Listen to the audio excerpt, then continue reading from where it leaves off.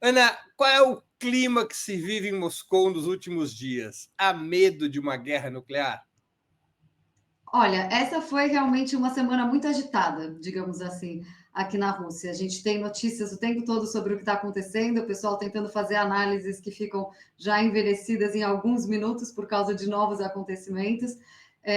Mas tem uma certa percepção de calma, de que não haverá uma grande escalada, mas uma frustração com a falta de seriedade que o Ocidente trata a questão nuclear como um todo, né?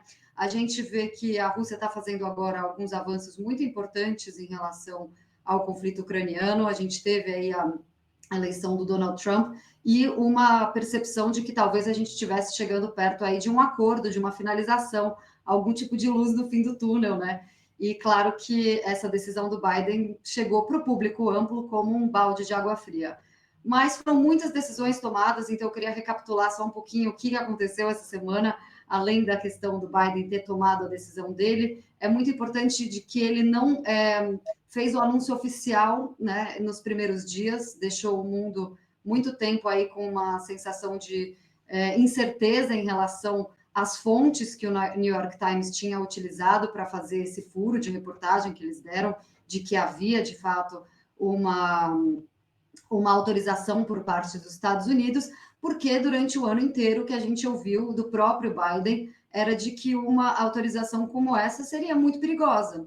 Ele sempre disse de que esse seria um passo rumo a uma escalada nuclear. Ele mesmo disse de que isso levaria a gente a uma situação mais grave do que da crise dos mísseis em Cuba.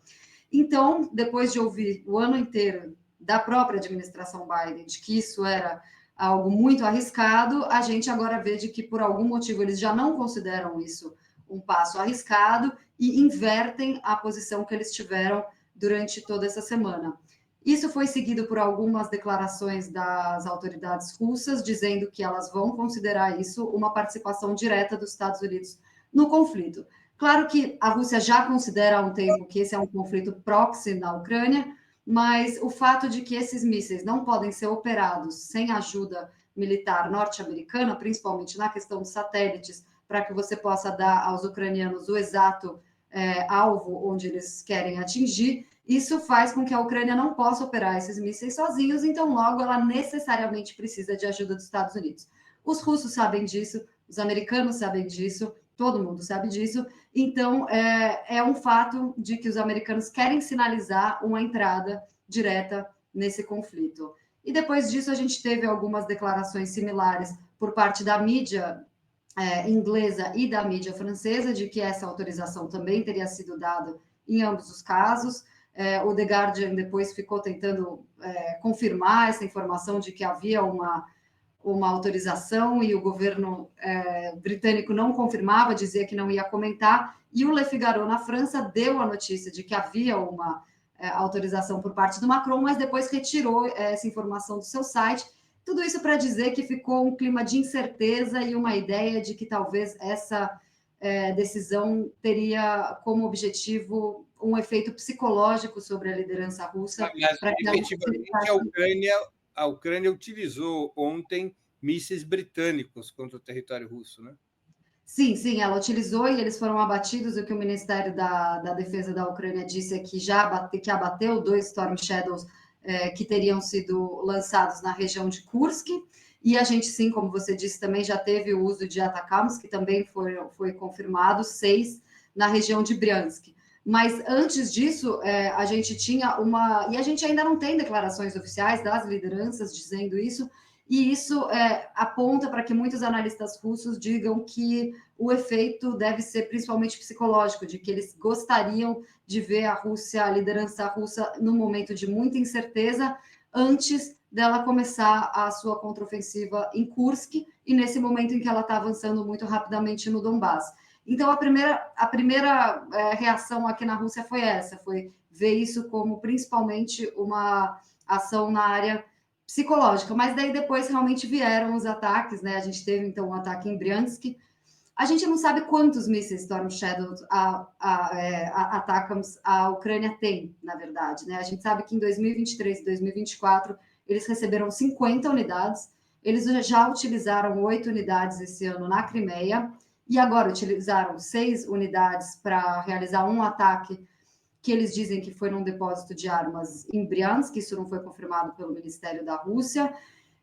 Mas então eles usaram 6 mísseis para fazer um ataque que não foi bem sucedido, num custo aí de cerca de 10 milhões de dólares, porque cada um desses mísseis custa 1,5 milhão de dólares.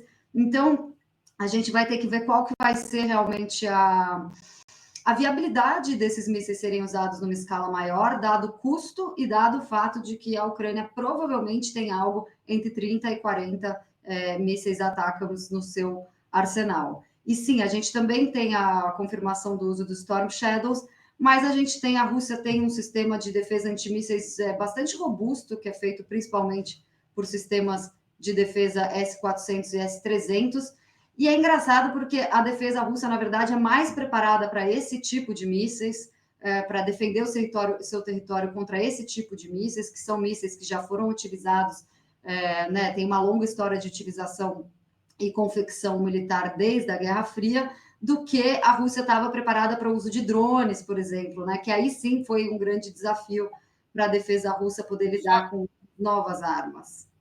Só para a nossa audiência acompanhar, tem muita gente que não é especializada com a linguagem militar. ATACMS é um acrônimo em inglês para Sistema de Mísseis Táticos do Exército. O modelo desses ATACMS, desses mísseis que são utilizados pela Ucrânia contra a Rússia, são mísseis norte-americanos, que Biden autorizou que a Ucrânia utilizasse contra o território russo. O modelo é o MGM-140, são mísseis com alcance de até 300 quilômetros. E os mísseis britânicos, também aqui citados pela Ana, esses são modelos que atingem até 350 quilômetros, né? São esses mísseis que os britânicos forneceram para a Ucrânia, e a Ucrânia usou contra o território russo nas últimas 24 horas. São os Storm Shadow, né? Eles têm um pouquinho maior alcance do que os ATACMS. É isso? Está bem explicado? Certíssimo. Sim, e na verdade a gente tem 2 classes também de ATACMS e a gente não sabe exatamente qual classe que os ucranianos têm, porque uma dessas classes permite que o ATACMS se transforme em um míssil de fragmentação, que então seria já entrando numa classe de armamentos que muitas vezes são proibidos pelo direito internacional, que já entra numa toada que os americanos fizeram essa escalada de dar o direito de usar ATACMS e depois fizeram mais uma de que o fornecimento de minas impessoais para a Ucrânia, que também a Ucrânia, inclusive, é signatária de um acordo que proíbe esse tipo de armamento, um armamento que tem consequências muito graves para a população civil no longo prazo, e os americanos aí também deram mais esse passo, né, que seria então de dar minas impessoais para a Ucrânia também. Então a gente tem vários sinais de escalada mesmo.